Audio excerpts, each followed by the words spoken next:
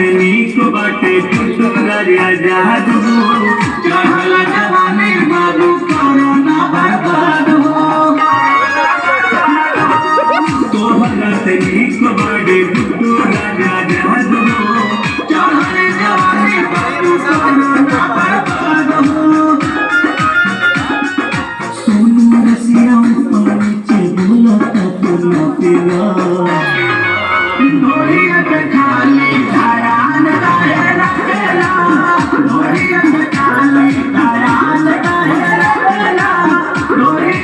खाली